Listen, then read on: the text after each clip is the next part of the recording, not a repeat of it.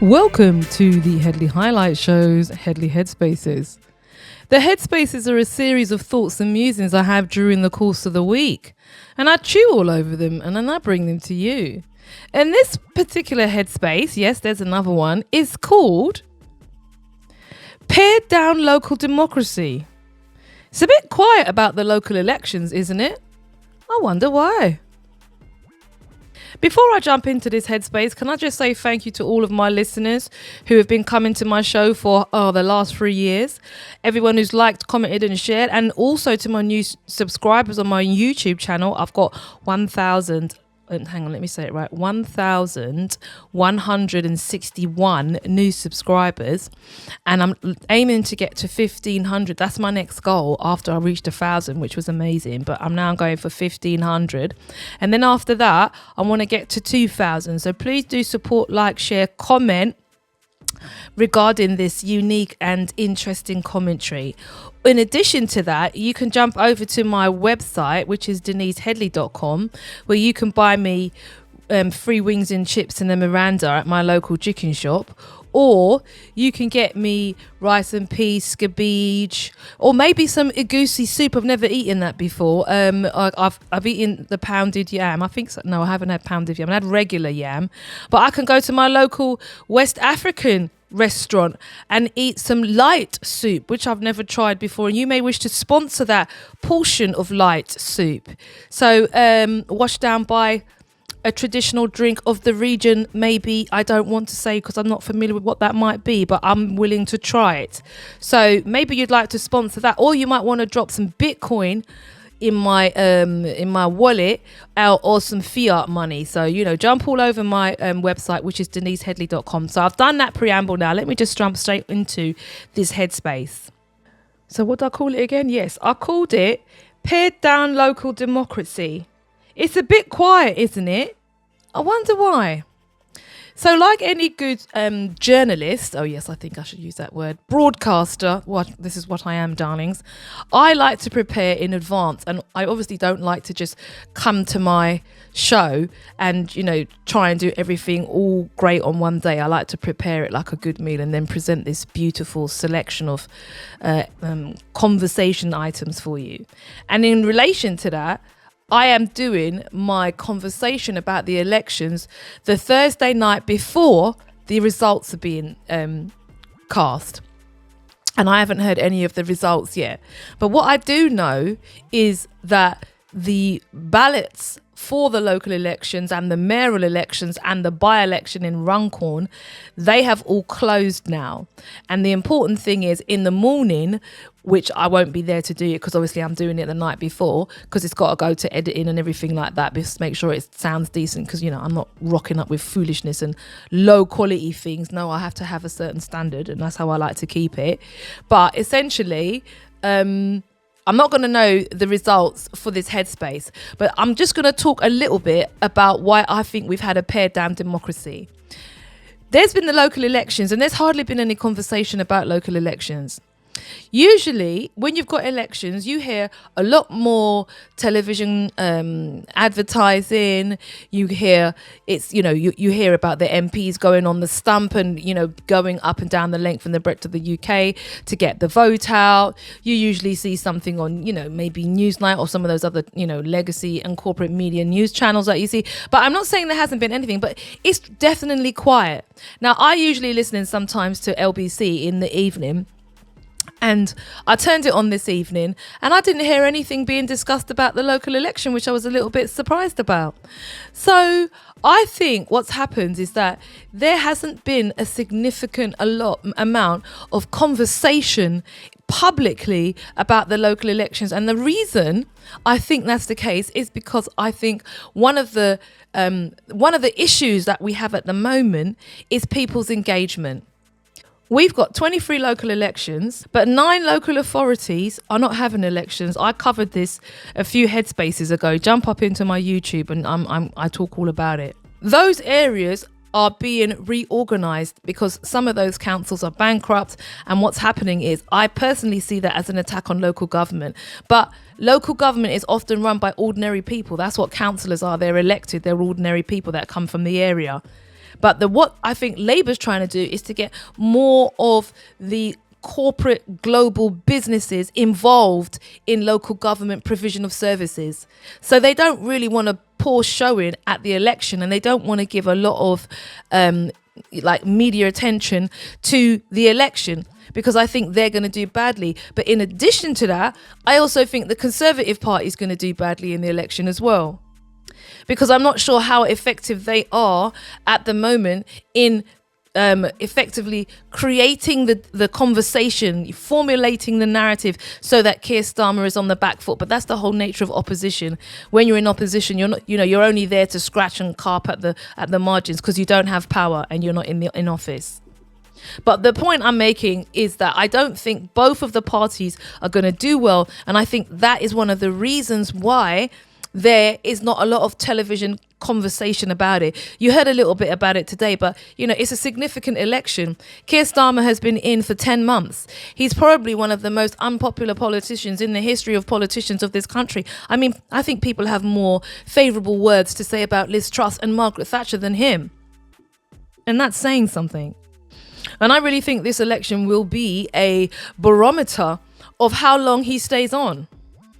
I tend to listen to quite a lot of alternative media, and some of the thoughts that were being expressed is that if he does so terribly poorly in this election, don't forget there is also a by-election in Runcorn, which is just past Birmingham, a safe Labour seat. The Workers' Party are standing a candidate there, so I'm hoping and I'm supporting that candidate. However, if the Labour Party is removed from Runcorn and you get a different MP, and I'd like it to be the Workers' Party, but it could potentially be somebody else, that would be a very clear signal to Keir Starmer's government and also the Conservative Party that alternative parties going forward are seen as more viable options than the two-party system, which is, as we know, it's two cheeks of the same buttocks. Another feature of the outcome of the Runcorn and the local elections is about Keir Starmer's own career prospects in the job. The boy Wes Streeting, the king in waiting, because Angela Rayner ain't going nowhere. Labour don't do anything but male leaders and white leaders, so don't even think she's getting anywhere. He will start manoeuvres, in my opinion, to oust Starmer. He's that kind of oleaginous junior working under the pupillage of senior oleaginous individual. If you listen to my previous Headspace, I do love that word, oleaginous. Oily and sebaceous, producing oil, smarmy, fawning, and totally insincere. Perfectly a description of the member for Ilford, or whichever seat he occupies. But in addition to that, the boy Streeting, I believe, will be on manoeuvres telling his colleagues that their seats are in jeopardy if they do not oust the leader. Incidentally, Mr. Streeting's aide, Samuel Gould, have you heard his name recently? Did you hear the conversation that was being had about the Redbridge councillor taking public money? He was involved in a case of indecent exposure with a child. Allow me to elucidate on the company that Mr. Streeting keeps. Samuel Gould, a former aide of Health Secretary Wes Streeting and a Redbridge councillor, so don't forget he was getting paid twice, once as a councillor and once as an aide. The incidents involved him exposing himself to a 13-year-old girl and a separate adult woman in Romford and Hornchurch, Essex. Following his guilty plea, Gould received a suspended 22-week prison sentence. Sounds about white, doesn't it? Hashtag Hugh Edwards. Shall I go back? Yeah, sorry. Gould received a suspended 22-week prison sentence, a 7-year sexual harm prevention order, and was ordered to pay legal costs.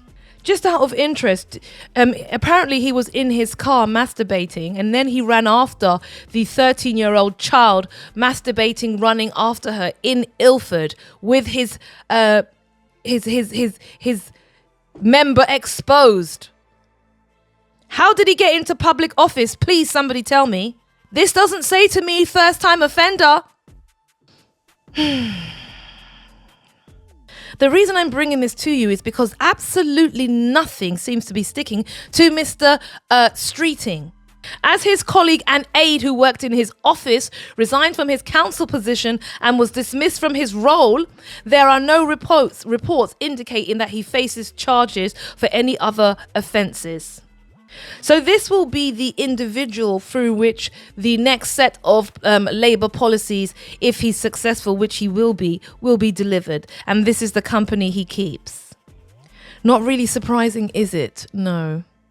So as I've gone off on a slight tangent and a slightly different trajectory in relation to Mr. Streeting and his colleague and friend Samuel Gould, his former aide, I was trying to point to the fact that the local elections are going to have many significant outcomes. They're going to be a test for Keir Starmer and his popularity. They will impact on his ability to stay in his job, in my opinion, because he is a lost leader. He already is unpopular. He hasn't even been in for a year, and he's already lining us up as a country for conflict with Russia. This man is a warmongering, sycophantic establishment holder-upper.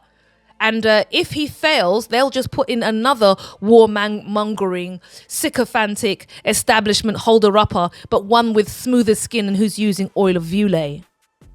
The boy Wes Streeting. This is also a test for the Conservative Party. If they fall behind Labour, it will demonstrate that they are becoming a political rump. And what do you do with rump steak? You fry it. And that's exactly what Mr. Farage will be doing. He'll be frying the Conservatives' pieces in the ballot box, of course. And if Mr. Farage is able to be successful in any of these elections, in the Runcorn and Hasselbury election, there's 23 council elections and 6 mayoral elections. That's going to give Kemi Badenoch and the Conservative Party a very bloody nose.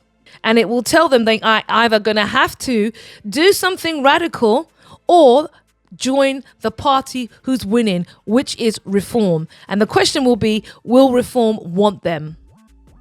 The other significant factor, which is a consequence of this election, is the impact of smaller parties on the electoral system.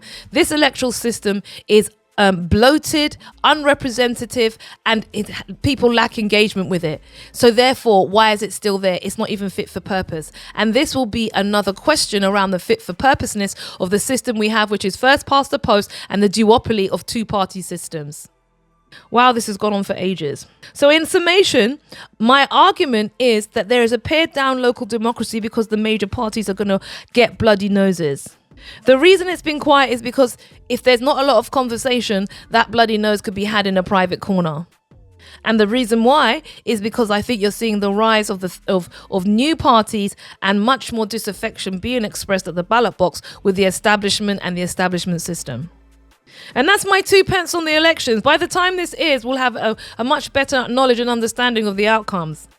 Were you able to vote where you are? Because I'm not able to vote because our elections are not happening. These elections were mainly outside of London. Did you go to the ballot box or did you do the postal vote? Did you need ID? Let me know. Jump up in the podium on the speakers roster. Give your thoughts and your contributions. It'd be cool to hear someone other than my own voice. Otherwise, it's totally boring. Let me know what you think. Thank you for listening. Come back next week. Don't forget to donate at DeniseHeadley.com, where you can get me free wings and chips and a Miranda, or you might want to sponsor me having tilapia with plantain chips at my local West African restaurant, or my Caribbean restaurant too. Thanks for listening. Jump up next week. See you soon. And cut! Don't forget to subscribe. Bye.